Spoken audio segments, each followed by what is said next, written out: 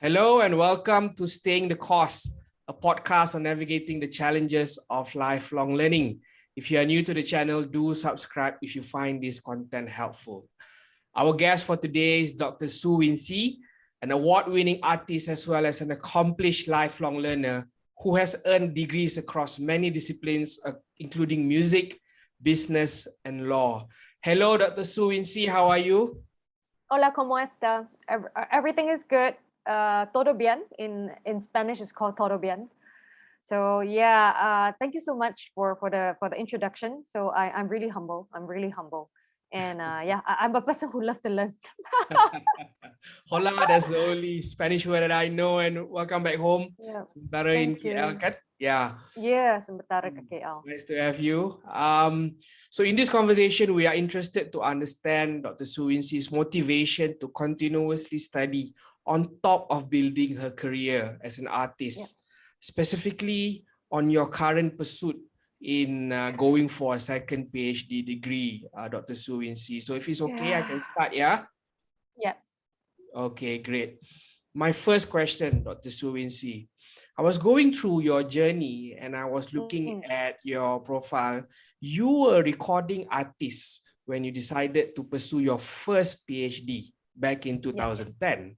And at the time, you already had a law degree as well as an MBA. So I'm intrigued to know, what was the motivation that triggered your interest to say, hey, I want to go for a PhD. That's the terminal degree. I want to go all the way. What's the story behind that? I remember. When I was studying my law, before law, actually, I was a pure science student. I actually gotten into chemical engineering, but because I chose that, I discovered I love music and others, so I decided to to enter the pageant and others. So because of that, I remember there was one time Imperial College offered me, but I pushed away the offer because I wanted to go for my pageant competition. Then everyone scolded me, and then when I came back, only left law and business. So I was like, okay, let's take law. I was like, I just want a hard one. So when I went in law, oh my God, because I'm from science to art is like, I was like, why there's no scientific answer? Why is it so different thinking? So my first year I almost failed, but then my second and third year I really spent a lot of time and getting back, picking up and then really go push forward. But when I returned back Malaysia, I was like, cukup dah. I hate study already because law was so taxing. And then I was so scared. I was in UK until I was studying almost until like 16-20 hours per day until I'm so scared, So when I came back, I took a break and then I was doing my master. And then I remember I did CLP and MBA. I didn't pass my CLP. I think I didn't receipt. Then I passed my MBA and then I won Miss Malaysia. So masa itu I cakap, alamak, how? Sebab if I say that if I didn't win, I'm going to practice law and then I'm okay to receipt. But the thing is like, Miss Malaysia came and then I was like, my dream is always music and all these things. So I was like, okay, try this way going in. So I was like, going in already, then I felt lost already. Sebab actually a lot of people thought that after Beauty Queen kan, macam banyak glamour akan datang. But actually it's salah ya. Salah. And then I almost like stuck for 1 year. I won Miss Malaysia and I have no job for 1 year. And I don't know where to go. So I was like, I think a lot of things I was thinking like, okay, my main core was still music.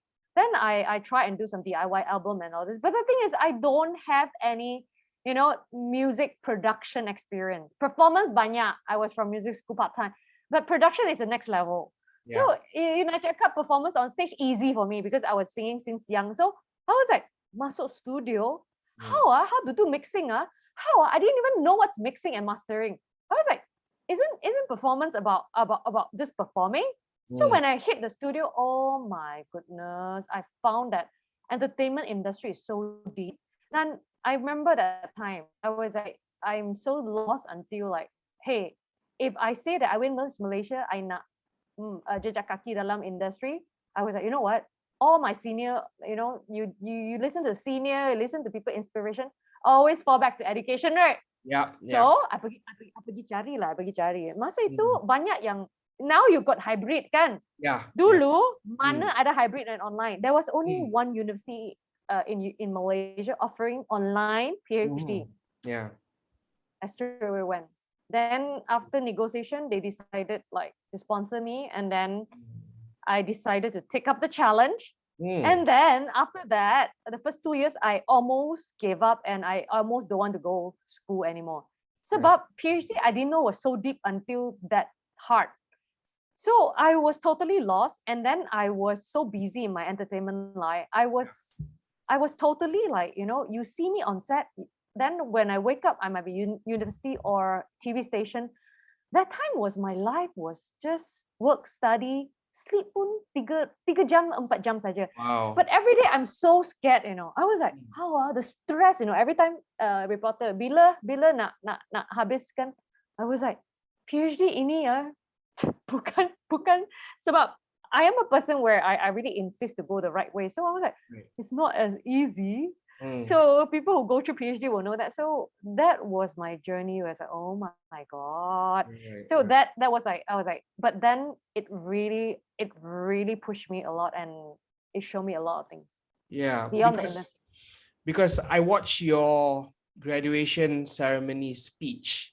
Yeah. Oh my God. That was like, I cried. Yeah. And it took, you persevered over a period of 6 years to complete your PhD while working. And you were saying earlier that tidur pun tak cukup, you didn't have enough sleep. So what kept you going? Because 6 years is a long time, and you were juggling between your creative work as well as diving deep into your academic studies.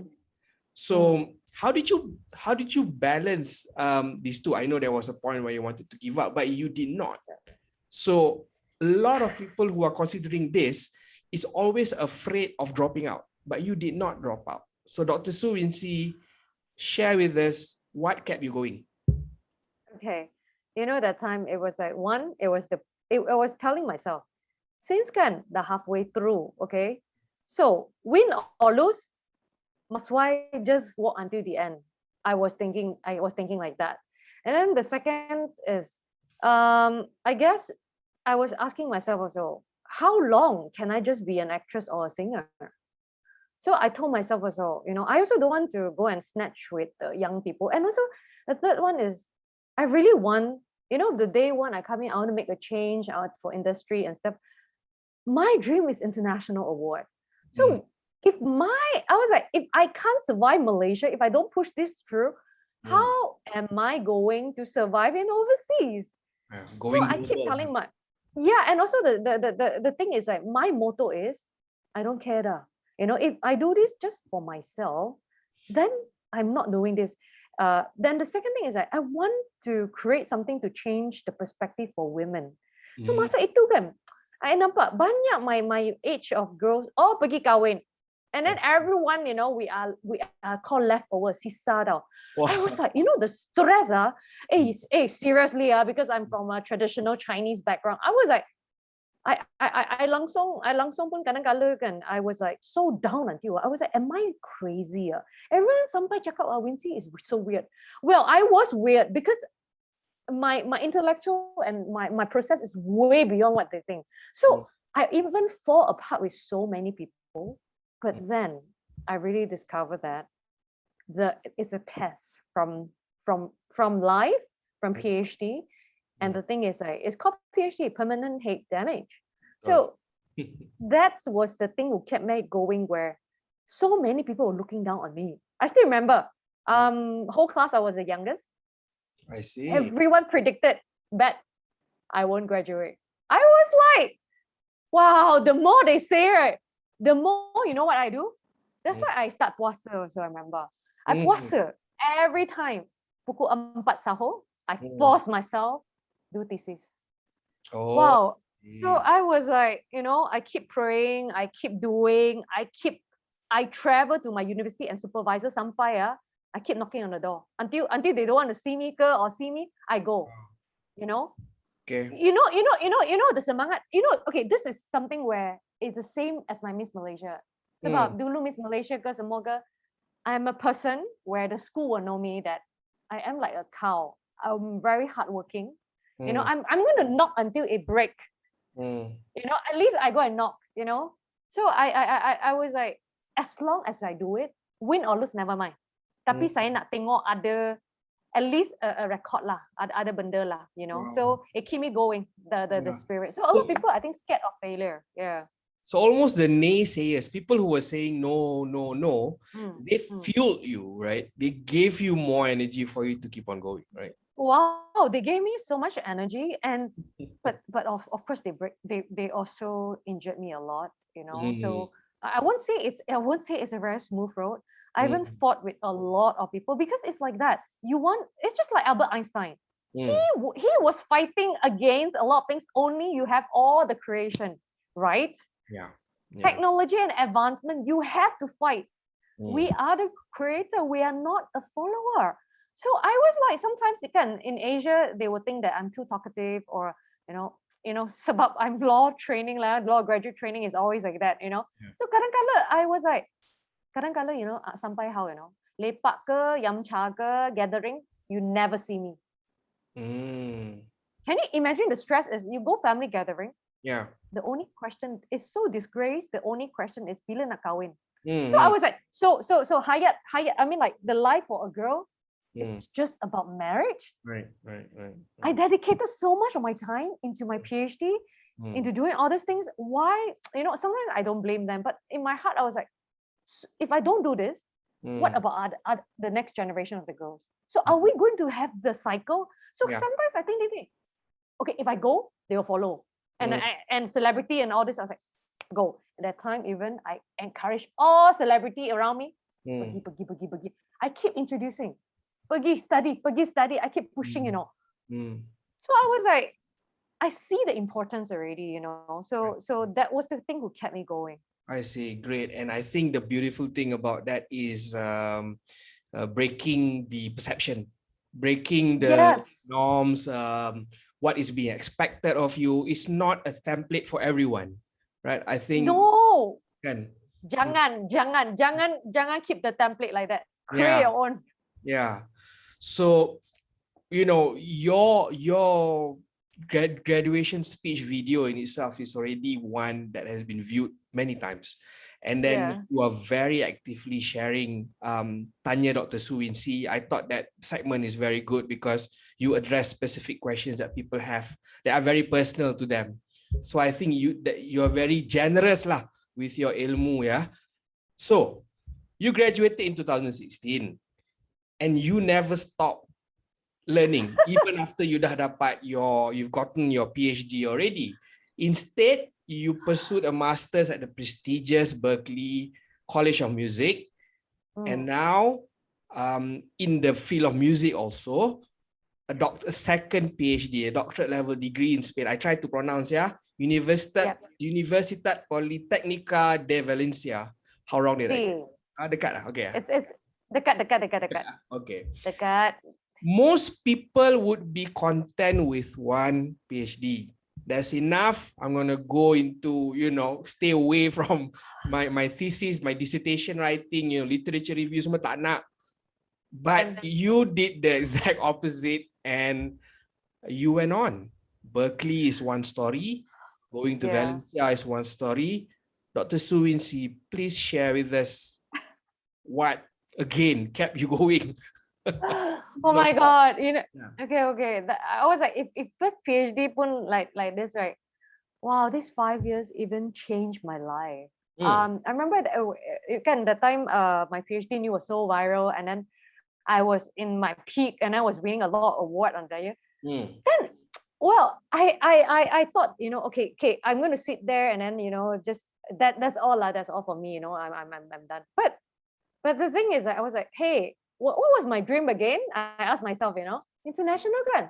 But now I'm still not international yet. So I was like, how? And I tried. Remember, I used to, like, I want to go to the music school. So I tried and apply.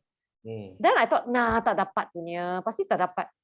Suddenly, last minute, 2-3 months before enrollment, you are accepted.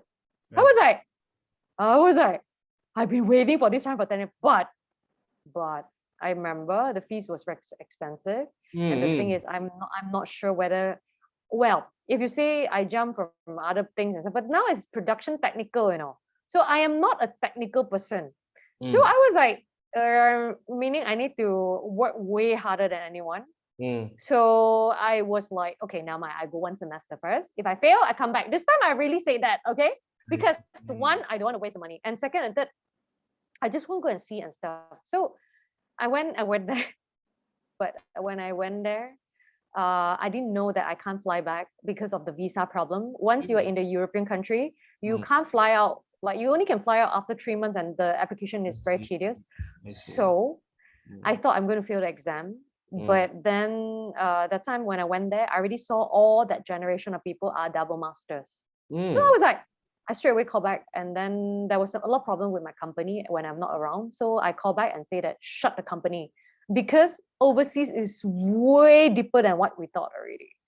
So when I went there, I was left with €1, I remember, because I decided to freeze my account. And I told myself, Soo Wincci, if you don't get this right and try and find a job there, then just go back. Okay.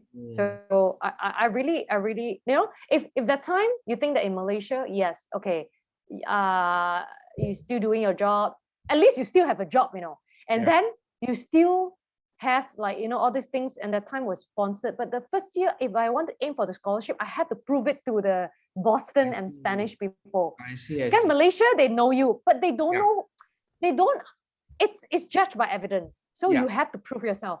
I was like, how to prove myself among 200 top students from the world? I was like crazy. Then after that, I pushed and miracle happens. And then I got a job. Okay. I really, from first semester, I pushed myself from working 16 to 18 hours per day for 8 months. I never sleep. Wow. Then I won my fellowship and I served another 1 more year, served 70 concert. Then I was like, hey, since I'm here already, why not try and apply my second PhD? I see. Okay. You know what I see similarity between your experience at Open University Malaysia and this experience in Spain is your agility tau. Because the learning curve is steep. Because you were a performer, you were also in the pageant. Yes, so steep. And then I was looking that you were playing with the cables. I'm sure you need to deal with the softwares as well. Yes, yes. Right. So how did you deal with this learning curve? It requires a lot of learning agility and a lot of focus and concentration. And you had to work time lagi, Dr. Soo Wincci. Macam mana? You thought that my schedule was my classes is 9 to 9 p.m. Wow. So no choice. I have to, every class is 3 hours and all are like crumbled together. Then my shift is 10:30 to 2 a.m. And when I walk back was 3 a.m. And 3 a.m. I need to do my homework until 5. I need to wake up 8 to walk to school. I almost collapsed, but the thing kept me going was because that time I remember my family halau saya keluar dah, so I have no contact with my family at all. I see. I told myself if I don't make this right, everyone would think that I am gila, memang gila. But if I make it, you can see the difference, kan? It's just one fine thin line between genius and crazy. So I in Malaysia, I still have confidence. There, I was like, I asking myself, Wincci, are you sure? So I didn't care so much. Again, I told myself, if I'm not good, so I need to start from low. And I was also having a lot of budget constraint and stuff because international student, you can't work certain hours. So it's cukup cover my rental saja.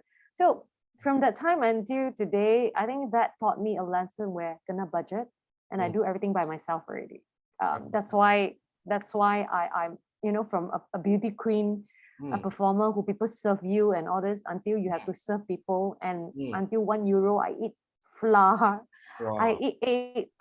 I drank tap water, and everyone knows that I was an artist. I was like, oh my God, my my Latin Grammy producer all looking at me and said, why are you suffering yourself? And then TV station was calling. I was like, why you don't want to come back? And I was like, it's very hard for me to explain. If I go back, meaning I mengaku kalah. But I'm gambling so much, you know. I'm gambling a game where I don't know where I will go, but I know that it's going to be further than Malaysia.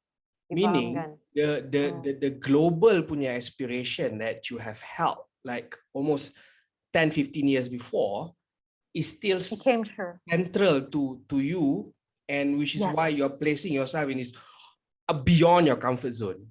It's always been like beyond your comfort zone, right? Yes, because the thing is, I want to learn from the best of the world. So, you know, when sometimes when you are in a country, you think you are number one, but are we sure we are number one in the world? I tak suka shock sendiri. This is what I always knock my head. I was like, are you sure? You know, we are, because I'm from very low. I'm not, my journey is like, I really need to work hard. So if I always say that I tak ada rezeki untuk jadi diva. I memang tak diva, I tak suka.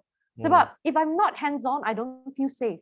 And if I don't learn, my brain is not working. And if I don't go and do it and stuff, then I can tell you, waste of my effort for so long. I told myself.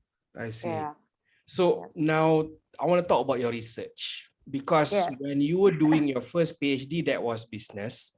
So business, I'm quite familiar. My doctorate is now in business as well. Business, yes. Okay. So the literature is quite vast, and case studies are quite accessible and so forth. Can you talk us through your first PhD punya research and the current research that you're doing? I'm seeing here artistic production. Production, yes. I know very little about that. So can you compare and contrast your experience in doing the first research and the second dissertation? Okay, all right. So the first one, now you're going through like literature review, and then I remember like, okay, so the chapter 1 and stuff we all know. So case study, interview, data analysis, and everything then. So into artistic production, it depends on what you want. You can do in performance, production, and whatever you want. But the deliverables, it's 4 times of what business need in overseas. But that depend on what you said as well. So one is your business strategy and all those things. Literature video kena ada. The second one, you have to produce things out already, you know. So like mine is I need to produce music video or something out for them. So you're going to judge 1, 2, and 4th, third, you need to practice. We call it practice based. So you have to get hours in conferences or jadi professor, all those things. And then the last one is there any innovation or is there any international breakthrough? So tak sama dah. The criteria in overseas is very different. It's about art for them is a business. Sini, a lot of business thing is linked towards like well, the deliverables is more on the paper side and stuff, but there they want 4 different scope. So that's why at first I was planning to do like a double doctorate, but I don't want to do theoretical already. So I wanted to go into the market also. So there are like industry doctorate, there's a double PhD parallel doctorate kat situ. So in Spain, they are very deep in education, and also PhD in overseas, if you want to go there and stuff, in Europe, is free actually. In public school is free. Okay. So a lot of elements of evidence-based, you can produce some content, deliverable. Yes. And quite practical lah in nature as well. Very practical. Literature kena ada dah. So I was like, now it's just 4 times of what business I'm doing. So it's an integrated version. Because production side is like that. For them, my current school is one of the best in Spain. So their criteria is you need to submit as much of stuff. Because we can't just do a case study where we don't do out the thing. Art is something where you tak buat itu benda, buat apa you buat thesis. They don't want just theory. Theory, everyone can do that. I was like, this generation, no more just theory. Theory kena ada. Mana your portfolio and your new song or your new music video. I see. Then you kena hantar banyak benda. So from a person who only write thesis, now I need to do editing, I see. producing, mixing, engineering. So I kena buat semua lah. So all one package. So that brings to my next question, my second last question. So sekarang ni you are doing studying, performing as well, producing, you do speaking engagements, and you are very prolific as well in doing that. And you're traveling a lot. We were just talking before we recorded that you're going to be traveling a lot. Dr. Soo Wincci, Yes. where do you get the energy? How are you juggling your time? And what's the way forward, Dr. Soo Wincci? What's the outlook and vision that you have? I know you want to go global. You are already outside your comfort zone, go international. 10, 15 years, 20 from now, what's your vision coming from today? Yeah. My vision is hopefully one day I'm going to string all the international award back, like Grammy, Latin Grammy, Asian Grammy, and stuff. And I really hope as well I can achieve my professorship as well. You know, that's what I've been planting for so long, you know. And also my vision as well as I mean, like my way I already know already. I might also take more PhD. Might. There's no stopping. Nobody's going to stop you, right? So yeah. So I was like, don't be shocked. I'm going for other PhD. Okay. But I won't stop studying. I won't stop contributing. But also my true thing is I really wanted to train the next generation. So I think that's you know, well, for me, I already told my friend I'm not getting married. I really don't plan to have kids, honestly. Because if I have kids, I have no time to train other young people up, you know. I am a person I love to share. I mean, like I have so many fans and friends. I treat everyone like my brother, sister, and whatever they want and stuff, you know. I love to see people being very educated, so you don't get cheated, you know. So, and also, my vision is like try and bring Malaysia up in a very different way. You know, because like, you know, there's so many things happening now, you know, in our country. Yeah. I'm a person, I don't like to complain. You faham or not? Yeah. If the people don't want to do, or the people up there talk, don't do, why not we come out and do, and we go and pitch ourselves, we go and do ourselves. I'm a person like that, you know. I remember last time I was like, no way. I was like, I'm going to go and fight until I get it and stuff. I was like, if you just talk and use people, it's not going to work, you know. So for me, I want to see the world as well. And while doing traveling and all the things, I'm encouraging a lot of people to go international in a very strategic way, because that's how we're going to solve a lot of international problem and avoid wars and avoid all the cultural problem or the gap between, you know, because, you know, as we mentioned that diversity and perpaduan is so important. We've been fighting for so long. Why let it ruin? When I see a lot of news, and sometimes you feel very disheartened, but don't let that affect us. The game must go on, you know. And I always say that Soo Wincci is always from Malaysia. I'm a homegrown brand, okay? You know, I always say, yeah, I know a lot of people like go overseas, they don't come back. I'm not a person like that, because I really started from Malaysia. I remember that whenever I fall down or whatever, Malaysia will always support me in some ways. You get what I mean? Yeah. So I always tell myself that this is what I can do so much for Malaysia. You know, I know that our country is not as strong as other country, but if one person can push a lot of great people out and up, it's going to change. It's going to change. Wonderful. You know, I did so many research about a lot of places. Even Korea, I see that, you know, they suffer so much, but they use art to membangunkan negara dia. I was analyzing a lot of their formula. So I was like, you know what? I'm just practicing on myself. If it worked for me, it's going to work for a lot of people. I see. So that's fantastic, because it's a very selfless vision, very, you know, bringing Malaysia to the next level, paying it forward for the next generation. I think that's very noble, and, you know, I only wish the best for you. So before I go to the last question, Dr. Soo Wincci, I just like to, I was writing some notes earlier. There's some 3 key takeaways from the very, very enriching conversation that we just had. Number one, you have clarity since a very early age in terms of what you want, where you want to go, and where you want to be.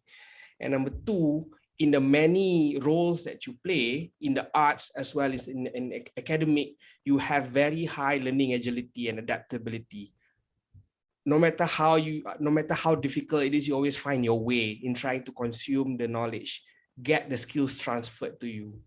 And number three, I think the global mindset is something that's very important, because you don't want to compete in our home, in our backyard only. You want to compete with the best.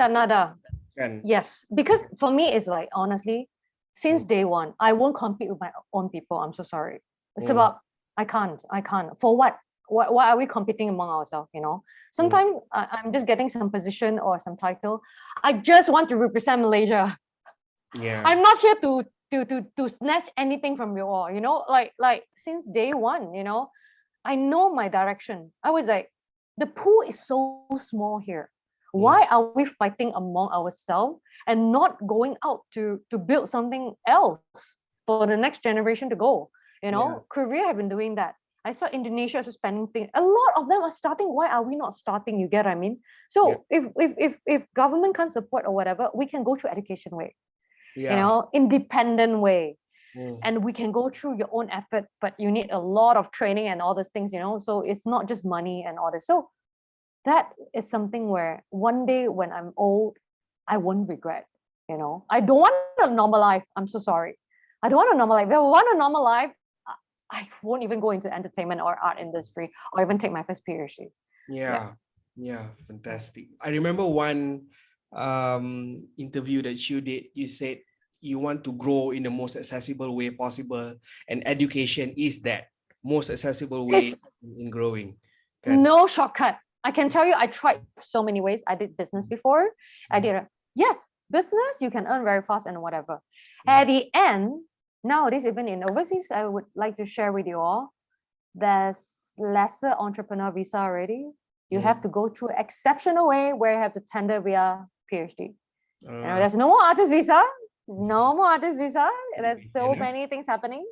So, and we are from a country where we don't have the background and all this. So if I can make this right and stuff, meaning the effort I need to put is more than other country. But the thing is, it trained me up as an independent person. Yeah. Wow. Okay, Dr. Soo Wincci, my last question. You are a role model and you have inspired many people out there. When I was reading the comments on your videos, most of them are youngsters who are finding their way, finding their bearing, trying to navigate their way to find a path that they wanna go. You have charted a trajectory that they can follow. You know, potentially they all have their own, but this is one that I can aspire to be, a homegrown Malaysian brand that has gone right. So my last question: what is the life philosophy that you hold on to, and if these aspiring youngsters go to you for advice, Dr. Soo Wincci, what are the words of advice that you have for them? Your parting words in this conversation. Remember your roots, but also challenge beyond your limits. And one thing, always be humble and always be hunger of education. You know, in Chinese word, we have something where there's a lot of mountains higher than your mountain. You know, when you climb one peak, come down and climb another peak. Don't jump one peak from another. It's going to, do not take shortcut. And go it, and even fail or lose, at least you try. There's no regrets. Yeah. With that, Dr. Soo Wincci, this has been a very wonderful conversation. I've always enjoyed listening to you. Being in this conversation with you has been totally a treat. And I hope our listeners I'm so confident that they will definitely benefit from this. My best wishes to you in your many, many endeavors in arts, in education, in performances, and in bringing Malaysia to the next level. Dr. Soo Wincci, thank you so much for your time today. Thank you so much. Take care, all the best. Bye-bye. Ciao, bye. Ciao.